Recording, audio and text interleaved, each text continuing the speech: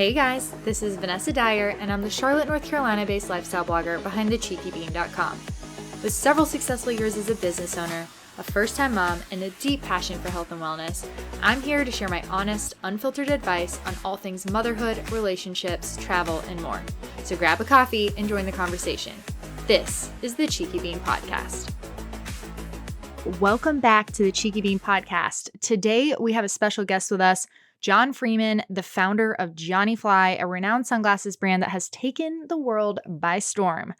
John is sitting down with us today to discuss how he went from driving race cars to creating sunglasses at his dining room table to ultimately becoming a globally recognized brand. I think you guys are going to find this episode interesting and inspiring, and for anyone who's interested in building a business, this is a goldmine. For those of you who don't know, I actually created my own pair of sunglasses in collaboration with Johnny Fly, which was released back in January of this year. And they sold out in 48 hours. Because the demand for these were so high, we actually decided to do a restock, which actually drops at the end of this month. So if you didn't get your hands on a pair the first go around, you'll be able to snag them on the Johnny Fly website here in the next few weeks. This will be the last restock we do of the Milk Duds. So if you didn't get your hands on them the first go around, you're not going to want to miss it. I also just think that John is so cool. He's got a lot of great stories about side hustles, how social media plays a role, and the ins and outs of building a business and being successful with it. I was selfishly asking some of these questions for my own brand. And with that, John, thank you for coming. I'm so excited to have you. You're actually our first male guest on the podcast today. Yeah. Do you feel honored? I do. Absolutely. Well, I would love to just kind of get into how you got into this space. Have you always had the entrepreneurial spirit? From what I have read, your idea for Johnny Fly was started on your dining room table, correct? Yes. Yep. Absolutely. So give us the rundown on how that happened. Yeah. It was really a little over 11 years ago. I mean, we're talking about early e-com days, or at least when it was really hard to break into that space. And social media really was, social media marketing didn't exist, in the way that it does now. So initially it started with, hey, I think I saw a gap in the market where you could really utilize social media to reach a broader audience with an idea. Yeah. And Johnny Fly was really the inception of this is a lifestyle and a piece and something we wanted to create where, and it was about 11 and a half years ago, I guess. So, we kind of started really humbly with a few small products and it kind of grew into whatever I dreamed up overnight, became a product, and we were way too broad. I mean, looking at it now, but it was a shotgun approach. So what would stick? Eyewear was always a passion, okay. But it was definitely a tougher one to get into. And it was one of those things that I didn't really know if we could, make that a, sustainable scenario for the brand. So we hacked together about around 60 pairs. We're like, oh, this will last us a few months, because this was my 7 p.m. till 2 a.m. hustle. My roommate helped me out. We just had a good time. Those sold out in, overnight. And so we round tabled, called all our friends in, put a case of beer in the middle of the table, and we assembled about 600 of them to get through. And those went very quickly as well. And that kind of funded learning, all right, how do we make this, where we can do this on a larger scale? Right. And then start, doing manufacturing and learning about better technologies, and, kind of evolved out of that, really just how do we make something unique to the market, unique as the people who want to wear it. With eyewear and sunglasses, everything kind of looks the same, or it looked the same. Technology, in my opinion, hadn't come a long way since the 60s, 70s. Everyone was still using, 3-hinge, door hinge style hinges and plastic materials. Nothing had really evolved, but the price point was the only thing that was still going up. Right. So I was like, how do we bring something to market at a better price point, but deliver better technology? Yeah. And so, over my travels, in previous careers and things I'd done before, I'd seen a lot of things in different pieces of that industry that I felt like we could utilize and try to, bring the best of the best of each kind of scenario or technology and merge it all together to create something, really one of a kind. Yeah. So I know you just mentioned previous careers. Yeah. Can you give us a rundown? Where are you from? What was your childhood? I know that one of your previous careers was in NASCAR. Is that right? Or race car driving? Yep. Yeah. I grew up, I was born in Charlotte, so a Charlotte native, and grew up right here. My family, I grew up in an entrepreneurial household. And my parents had started a business back in, I think, 78 was their launch of theirs. And so I got to see that kind of struggle and that drive to create and grow something out of nothing. Yeah. I think which definitely helped me along the way, as I know that nothing comes overnight and you got to work hard for it. So I kind of grew up in that, working on cars, and there was a car audio store Okay. chain. What is it? Multi-store situation nowadays. I grew up doing that and under the dash of cars and building everything, and then grew that on to. I guess out of high school, I was, I always raced cars and, amateur stuff, and got my shot to really try to do that professionally, and did a little bit of everything, some road course work, some a little bit of open wheel play here and there. And then ultimately, because we're in Charlotte, NASCAR was really the path and the journey. So I rode that scenario out until about 08, 09. When the economy really took a turn, and it was kind of a moment for me to make a decision. Do I want to live that life kind of, dragging it, waiting for the, industry to come back around on that side, or do something else? And at that point, I think the fun had kind of gotten out of it when the business took over. What was, the business side was way overwhelming the actual racing and what I enjoyed doing. So, at that moment was kind of my split, and then I had to find somewhere to put that energy. Right. Even though I went back, I went to work and I, had my normal 9 to 5, but I something was missing, and I think that was what ultimately brought me to Johnny Fly. Very cool. So you leave race car driving, and your passion for eyewear was already there, correct? Absolutely. I always loved sunglasses. Like, that was my first present I ever asked for from my parents when I was 10, 11. Anything, the first thing I ever asked for over $100 was a pair of, I want to say they were Nike sunglasses at the time. Okay. But and then I was definitely went into all those other brands. When I was racing cars, I represented a few brands and got to kind of see how the sauce was made in a way, and understand a little bit more about the industry, and get to wear, and I always wore loud, different. I always looked for something very unique. I was importing pieces out of Europe all the time because I wanted to have sunglasses or eyeglasses. I wore glasses for a long time as well, but something that no one else had. Okay. But then ultimately it got to the point where I couldn't do that. It was really the same thing over and over, just rebranded or recolored. And like I said, ultimately we wanted to make my own. So yeah. So I think people are very intrigued by, like, how do you start something like that? How did you know where to source the pieces? Like, you guys are sitting at the dining room table and you have all these pieces that you got from somewhere to create these sunglasses, but how does that actually come to fruition? A lot of trial and error. I'm definitely not afraid to fail. And there's been many, many failures. I've probably got a full palette rack full of ideas and things that just did not quite become what it did. But at the same time, when they didn't, I was very meticulous and very strong, or strong-willed to not take something to market that I didn't feel represented the brand. Mm-hmm. Now, granted, like the early pairs, I would never take to market today, but it was the means to a beginning. Right.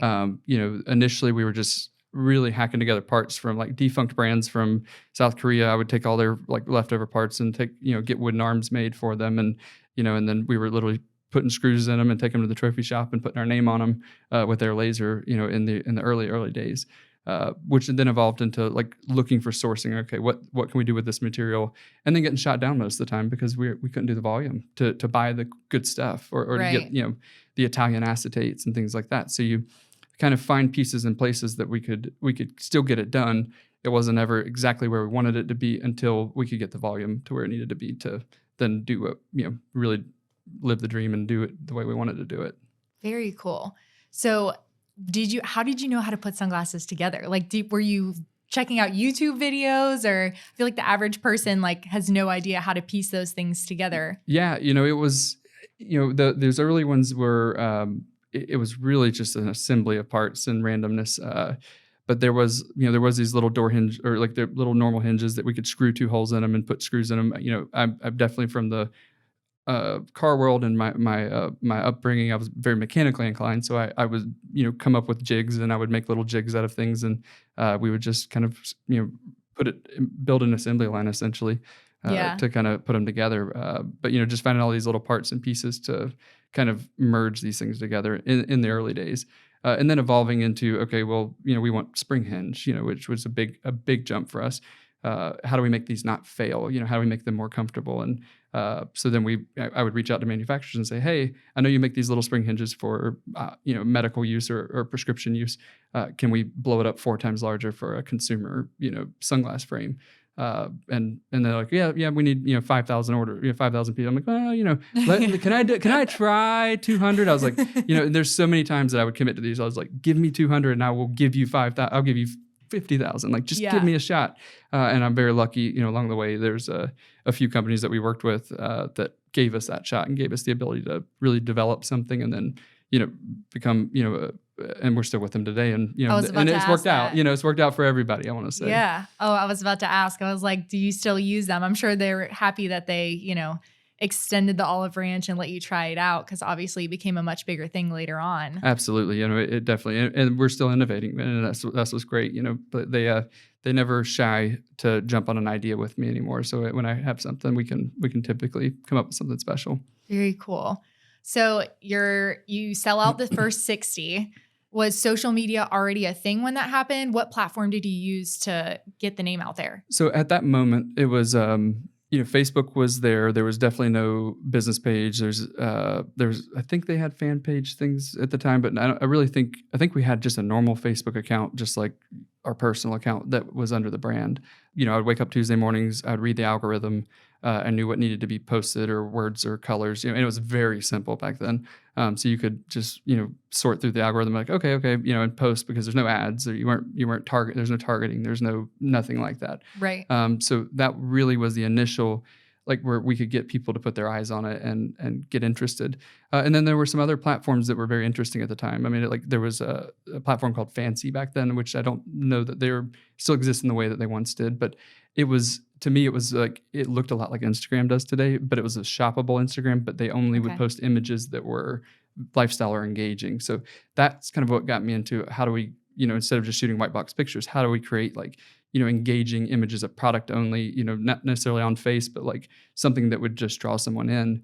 And that really changed everything, because that ultimately, that's what we see everywhere today. But at that time, that was a very early kind of process of flat lays and kind of doing interesting, styled photography, which, a lot of this I was, self-taught to do all these fun things, because I couldn't afford to pay anybody to do it. So, I became a coder and a photographer and a, and a sunglass assembler. So, everything kind of at one time. Yeah.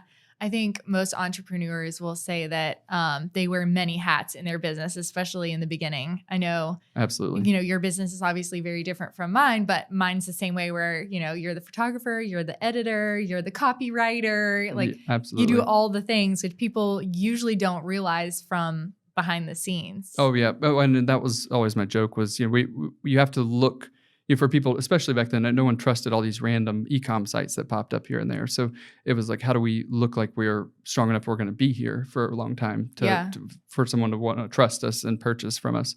And so we had our 188 number, 888 number, and it was 888-987-JFly. And when people still knew how to use T9. But I now know when I tell my team, I was like, yeah, that's the number. And they're like, JFly, I don't know how to do that. So, and they had like 7 or 8 extensions, but they all came to me. But it definitely made the brand more trustworthy as like, hey, they're a real thing. And we were a real thing, but it was just really me at that time. So it was it's a fun evolution of that. Yeah. So how did you end up being able to scale it from there? Our fans were our biggest advocate. Absolutely. Growing with just really getting around people's faces. That was what we always say. Like, the more frames out there, the more interesting it is. When you wear them, people ask, what the heck is that? Yeah. I always say, like, if you don't like for human interaction or anyone to talk to, you probably don't want to wear our glasses, because someone will approach you at some point. But that was really early on. It was like, whatever we need to do to keep them on their face, extreme customer service, extreme like warranty programs, like whatever it takes to just keep them out there. Mm-hmm. Because, if you break your frame, you throw them and you buy the next pair with the next Sunglass Hut or whatever you cross. So how do we change that? How do we create that longevity with that customer base? And that really, to me, is what has grown over time, because our retention rate is so high. We have customers who were, 2015, 2012, 13 purchasers that are still purchasers today. Yeah. And I think, keeping those people in the loop, and then that ink blot kind of spreading out of those folks really was the early drive. There's a lot of milestones and pieces along the way that, we could touch, like, hey, that definitely, jumped and grew that whole market over here, over there. But It was kind of a wild, and it's always, like a ping pong ball. It's always just kind of bouncing around, and we were going different directions. Yeah. What would you say? I think people are really interested in like what those pivotal moments are in terms of scaling a business. I know I have a lot of people who listen who are either, small business owners, or they're looking to get into small business and then figuring out how to scale. So what would you say those pivotal moments were for you? One of my early ones was definitely someone emailed me and said, "Hey, we want to buy, but I'm in Germany, I think it was, or no, they're in France." And I said, "Can you turn on, can you ship to us?" I'm like, "Oh, I don't even know." I figured out how to turn on international shipping, and that was our first like big boom. Was Europe exploded, and there was a time when I sold more in Europe than I did in the U.S., which is crazy to me. Yeah, that's insane. So I look back, I was like, I must be the best fashion designer ever because all these people in Europe love my stuff. Come to find out. Even though stuff was pretty cool, but the exchange rate in the dollar to the euro at the time, you could buy American products 30% off technically. Okay. Or typically, with the exchange rate. So we were just hand over fist because they were just buying American stuff as quick as they could because it was cheap. Right. And was it like a business buying, bulk product to sell at their locations in Europe, or was it a single person? It was everything. There was a lot of single people. A lot of publications. Like we were in, British GQ. We were in a French magazine that I can't pronounce very well, but there were a lot of all these publications started popping up, and we were getting involved in it, and that really just drove us very, very heavy on the European side. And then up until the dollar kind of leveled back out, that's when we saw it, kind of a stabilization of what was going on. But that was really the first hey, that we got some volume, we've got something going on. We opened up I would say like a warehouse and a facility right outside of Amsterdam with a partner who still manages that deal. To help, kind of facilitate the EU and be able to move things around. Wow, very cool. I'm from Holland. I didn't know that. Oh, really? Guys, yeah. My dad's Dutch. My mom's American. I was born there and lived there till I was 8 years old. Yeah. Yeah. So very familiar with Amsterdam. Yes. I didn't know that you guys even had a presence over there. Yeah. The Dutch market took us in, and that's when we really put that home base there and built. We still have a Dutch web, or Johnny Fly Holland is still its own website, so it manages Belgium and the Netherlands exclusively with their product that's in stock and their versions of Amazon and all that type of stuff. He still kind of manages and runs that as I would say like a satellite. So it's pretty cool. Very cool. The publications that you guys were in, was that through a PR company, or how did you end up in those? Randomly getting reached out. I got reached out, hey, we want to do that. Like the British GQ was a little more like formal. I could understand what they were saying. It was a very easy conversation. Like we're doing a piece on specialty eyewear and the new coming of independent eyewear brands. And I was like, yeah, that's great. So that one was pretty easy. The French one that was really, really the big driver, which they also featured one of my leather bags. I wasn't really even sure though. Like, hey, can we use your pictures and can we talk about your stuff? And I was like, absolutely, sure. And we it was a language barrier. We were just like, oh, yeah, I'm like, go for it. Like, who knows, whatever. And then all of a sudden, all these French orders started showing up.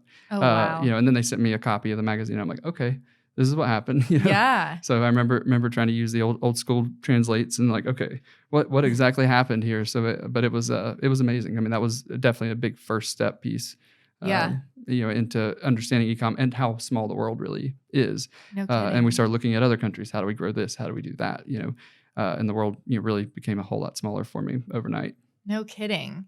Very cool. So I know you mentioned that they also talked about one of your leather bags. I think you're probably most known for your eyewear, but you guys do also sell leather goods, which we have close friends that live and die and breathe by your leather goods. So was that an addition to the eyewear after the fact? How did that come about?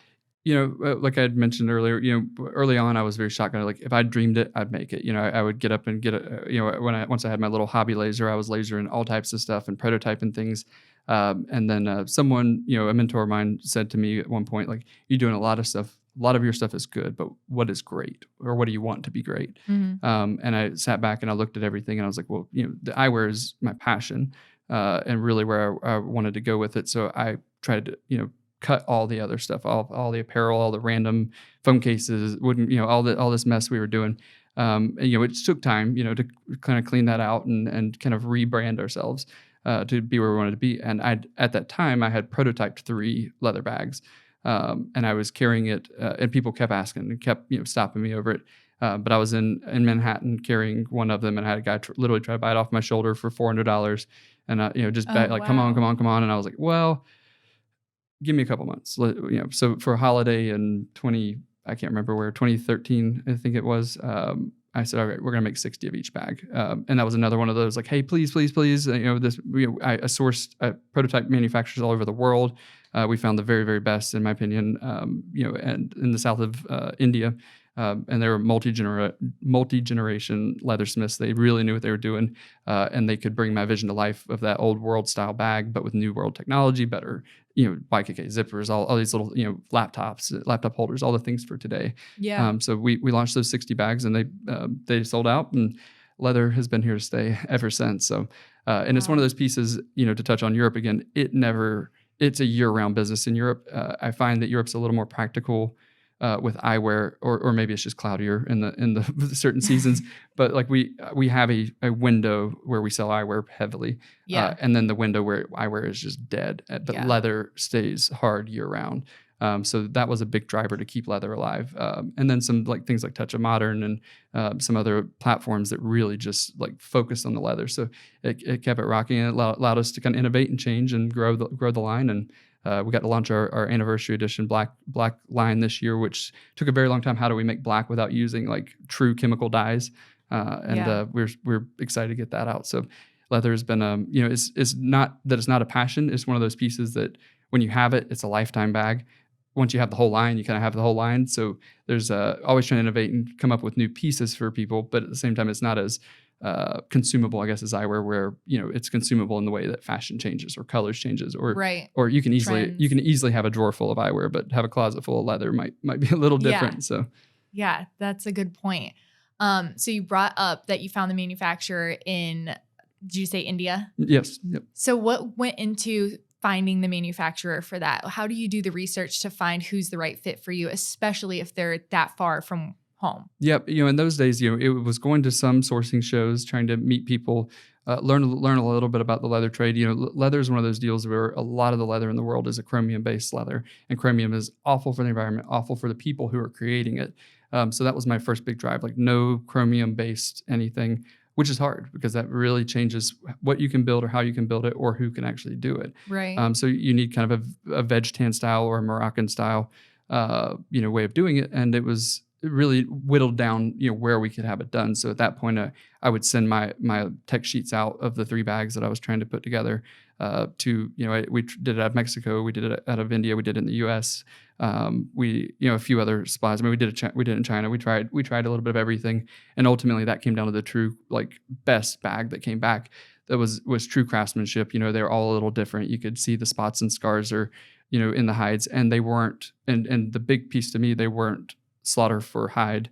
They were feeding people with this food. So that was a really big kind of driver for me at that time. Yeah. And India is synonymous with chromium leather in the north. So in Jaipur in the south, that is where you get your little bit more veg tan and uniquely created stuff. So Yeah. but it's really tough to find that kind of stuff. And nowadays it's a little easier. There's a lot of platforms you can go search and do.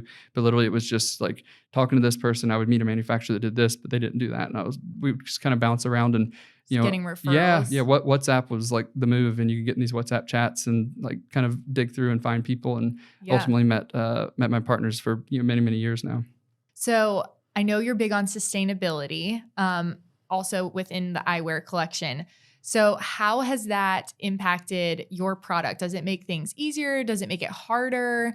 What was the main driver for you to want to provide sustainable eyewear? It certainly makes things harder with the level of durability and technology we want to use. But at the same time, it actually didn't, because with acetate being our what we use for our front, a lot of people still think it's plastic. No matter, we can beat it over the head, and it's tough to kind of get that word out there. But that acetate material was kind of our first step, and it is a much more sustainable way of creating a material than plastic. It's not injection molded. There's no petroleum. Initially, a lot of people used it in the medical field because there are the people who have petroleum allergies. So you can use it in surgery and things like that. So that was what I kind of learned at first. I found it as a very durable material over plastic. And then I was like, oh man, and it's a heck of a lot better for the environment, post-use, pre-production. A lot of recycled materials go into making it.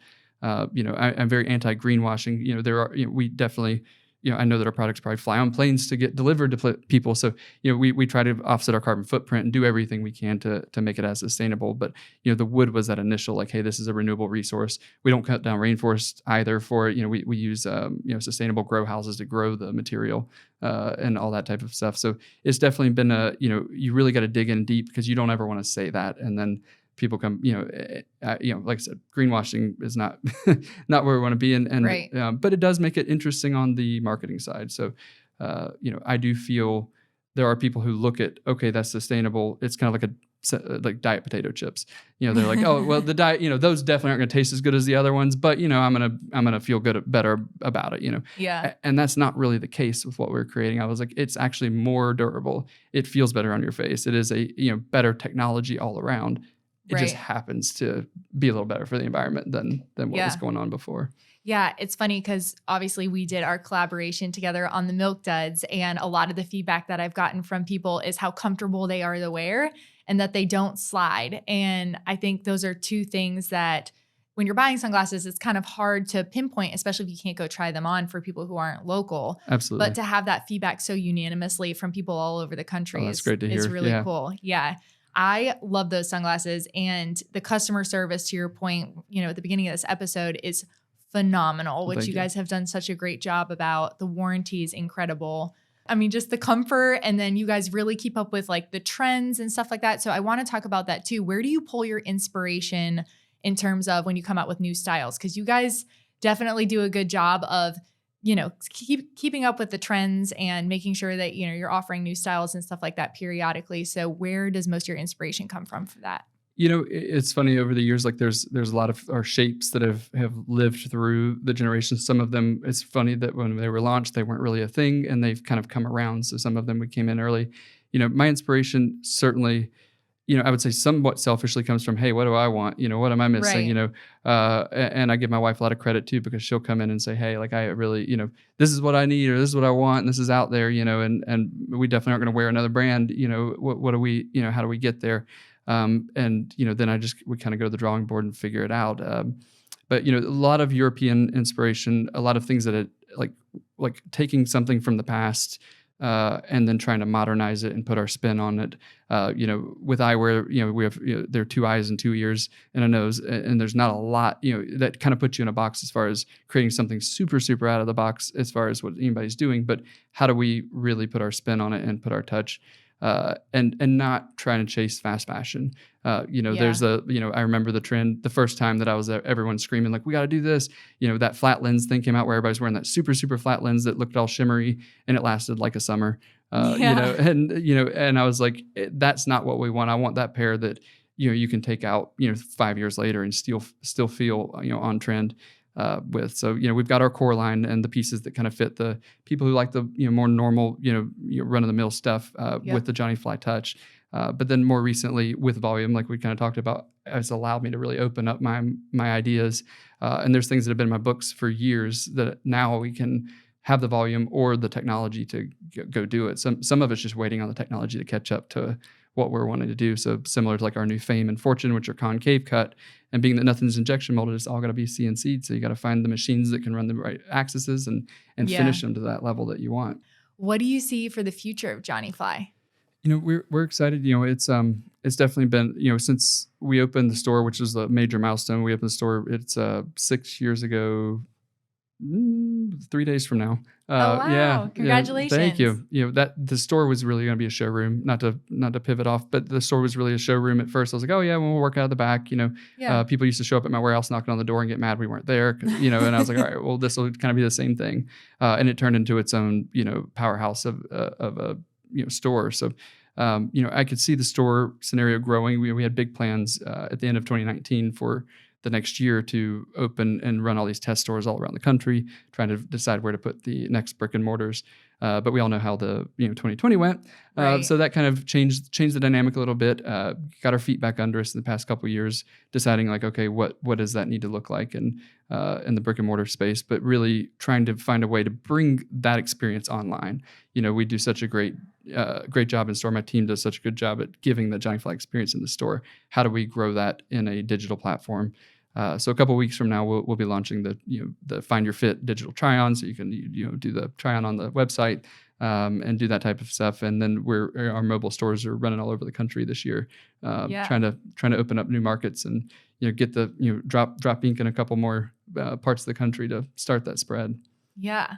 I want to kind of shift gears here, but I know you mentioned that your family was on HGTV, right? Oh, yeah. Yep. What show was it? House Hunters. Okay. So what was your experience like on House Hunters? And I know you mentioned they also plugged Johnny Fly. Absolutely. Yeah. So what did that do for the business? It was super fun. That was a really unique experience to go behind the scenes and see that, kind of how that was made, especially considering like my wife fell asleep to that show every night. So I've heard every single answer. I really wanted to tell them that, I was a poodle masseuse, but that didn't really work, But, so the Johnny Fly piece was really cool. And that was kind of the they literally flashed the logo in the store for all of like 18 seconds. But every time it reran, if it ran at 4 a.m, you would see a little spike in random cities. And, it definitely got long-term customers that have been with us for ever since, just from watching that. Definitely a different demographic. So that was a super fun experience for sure. Yeah. So I'm not super familiar with, there's so many different HGTV shows that are, kind of similar with Loved or Listed and stuff like that. So House Hunters, they helped you find your house? Yes. Yeah. That's the premise of looking at those. Yeah. And like any reality show, there's definitely a different side to it, but that's, I was about to say, is it really scripted or? Yes. Yeah. I mean, there's certain parts, I would say get on Google. There's people who have dropped the sauce, but there's it's definitely an interesting experience, and I had no idea getting into it that it was quite built the way it was. But the people that come behind it, I mean, you go on Reddit and there's people who are mad about the house that we chose or did. My gosh. Like it's hilarious to see years later that it still kind of floats around. So yeah, everybody loves to have an opinion about everything, absolutely, whether it affects them or not. I'll never understand it, but. I also want to talk about, I think something that's really cool that we've kind of just talked about in passing is some of your hobbies that you have on the side. And I know you have a pretty extensive sneaker collection. So this is mainly for my husband because he also absolutely loves sneakers. Yeah. But can you talk a little bit about your sneaker collection, how you've kind of orchestrated that? I know you buy and sell them too, right? Yeah, just as a hobby, instead of playing a phone game, sitting in bed, like I'll get this pair, that pair, and I try to finance my collection with buying other ones that I can sell and try to make it all wash out the best I can. Yeah. I definitely probably not on the positive anymore, but but it's got a little out of hand, but it's definitely been a fun experience. Our operations manager Parrish came on board a few years ago, and he's a longtime Johnny Fly friend and customer. He initially influenced me because he was wearing all these really wild sneakers. I'm like, man, that's just cool. And, how I realized kind of how cult that piece was. So it started out to me as like, I'm going to study this culture and understand how, hype culture works, how these, drop scenarios, that was my initial like, it was a case study for me. And it turned into, then I got bit by the bug in the midst of the case study. But it also opened up a lot of opportunities. It is such a cult, niche that you can literally open up conversations. I mean, we've had collaborations and business deals and things that have all happened really through the sneaker community and world. Because it is such a unique experience of collectors. And that's something we have our collectors of Johnny Fly in-house because we do retire pairs frequently and don't ever bring them back. And that's something we've always done, but we've never really marketed that piece. Yeah. So that's been something a lot more fun to do and try to bring that into our brand, because you see brands like Supreme that it's literally a beefy tee with a name on it, but they're getting, people are paying $300 for it or whatever it was. So I was like, why there's not really eyewear in that space, in that collectible space. True.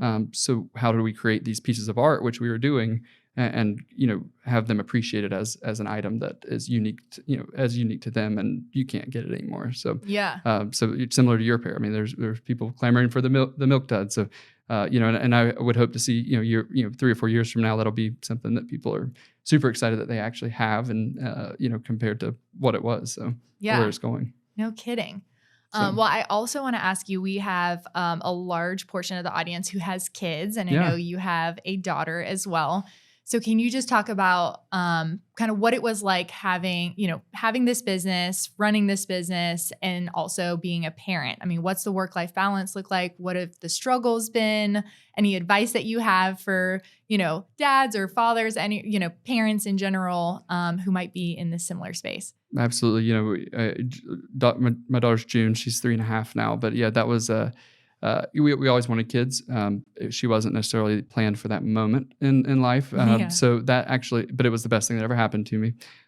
Certainly changed my balance and the way that I thought about my workday, thought about the way I was executing things. My wife is also full-time, and she's a rock star and works really hard. So between the two of us, we were like, how do we do that? So it definitely made my on time like super important. Try to organize what I need to accomplish and do accomplish. So that my off time can be my off time. Right. And that was opposed to, I used to just go all day, I'd wake up thinking about it and doing it. I'd come home, we'd eat dinner. I would, continue working on, that was a lot different. So she definitely changed my balance of life in such a positive way. And I think made me more efficient at what I was doing, when I was working. So, but it was definitely, that was definitely an interesting transition time. I would never say I'm fortunate for anything 2020, but the one thing was that she was born at the end of 19. So I really got to have those when we were shut down. I got to have those months with her, solo and, working from home and got to spend that time. So I think it actually helped my transition a lot. It would have been a lot tougher without that time to kind of figure out that new balance. Yeah. How do you manage the work-life balance? I'm working on it. I'm not quite there yet. We literally talk about it. My wife and I try to keep open communication on like we need to talk through this because we will both get burned out at some point. Yeah. So I think having a great team that you can trust is hard, or it's not hard. It's the best thing you can have. But allow yourself to delegate, which is so hard when you did do everything, but like you did start it all yourself. So now you've got to trust to let that go. And it's not that they're not 100% capable or could do a better job than me. It's just that it is so hard to let go. It is. It really is. And I think most people in the entrepreneurial space would agree with that. I know, we've had Marissa from West Kept Secret on the podcast, and she says the same thing. It's so hard to kind of just trust that everybody else will take care of it the same way that you will. I know I struggle with that too, but I think once you can get there, it definitely opens up all kinds of doors and a little bit more freedom. And absolutely. And getting back to doing what I feel like my strengths are, because I'm doing a lot of things that I'm maybe not as strong at and take up 90% of the time. So that has been my big transition over the past like year and a half, 2 years is like, how do I really let go and delegate these things and allow people to do what they're great at, and it's really allowed us to innovate in a lot of other areas that, because that probably isn't how I would have done it, but it's better than I would have done it. Right. I think the best advice that I've ever gotten as a business owner is you can't be good at everything, and your business can't be super well-rounded if you are trying to be good at everything. Absolutely. So you should focus on the one thing that you're really good at and then hire people who are better than you at all the other little things that you don't so much enjoy as, what your main passion is. And so when I heard that, I was like, wow, that makes so much sense. Like the people that you hire that you're hiring for a specific job should be better at it than you. Absolutely. And that's how you end up getting a really well-rounded business. Like for me, I hate the email, portion of it. And I know you guys see, I have somebody who handles all my email for me, the contracts, like the legal aspects. Like I'm not a lawyer. I don't know what it says. And when I was trying to do it myself, I'm like, I'm sure I'm literally probably giving the keys to the kingdom to somebody else. And I have no idea what I'm putting my name on. And so once I, was able to kind of let go of that and trust other people to do that, I mean, your business just grows tenfold. Yeah. I feel like we can strangle the business. And I definitely did. There's a number of times through our growth where I was definitely holding it really, really tight. Yeah. And it's like a kid, I really feel like Johnny Fly is my first child or, in a way, because you had to raise it and, hold it. And I'm like, I don't want it to, move out of the house. Literally, I held it in my house for such a long time. And the day we moved to our first warehouse, like we literally grew right into it overnight. And I was like, okay, I'm strangling the business just to keep it all, controlled on my own. Yeah.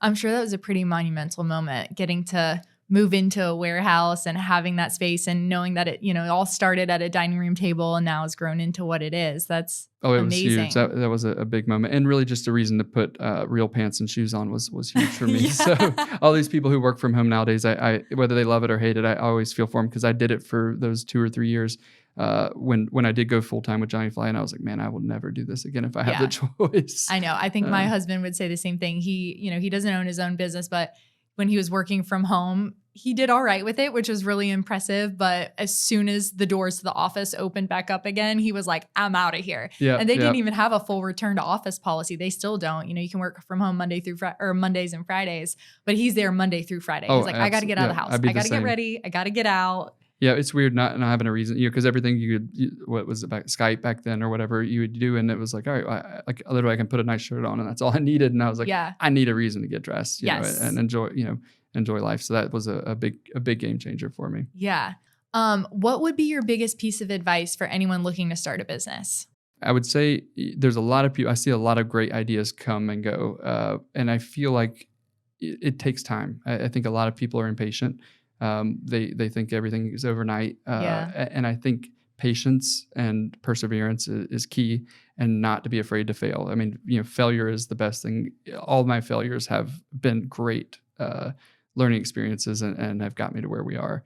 I think that's something that lacks in a lot of these startups and ideas, because you watch, social media, the pros and cons, but you see all these overnight success and this and that, and it's not always the case. Right. If you believe in it and you truly, want it, you just have to drive through it. Wait. I mean, I remember, 2 orders a week, 3 orders a week, like, just sitting around, but I would spend all my time build. Spend that time to keep growing and figuring out what the next step is, and build your house bigger than you need it. So like, don't build the house for $1 million business, even if you're doing 100,000. So that way you can grow into it gracefully instead of keep it in a wall, and then you have to restructure and keep it in a wall. So yeah, that's great advice. Well, this was so fun. Thank you so much. Thank you for having me. I love it. What do you think about should we do a giveaway of the Milk Duds when the restock drops? Absolutely. Yeah. Okay, cool. All right, guys, you heard John. We are teaming up to gift one of you a pair of figure sunglasses in the Milk Dud colorway, which was the pair of sunglasses I designed earlier this year with them. Check them out on my Instagram. They are beautiful.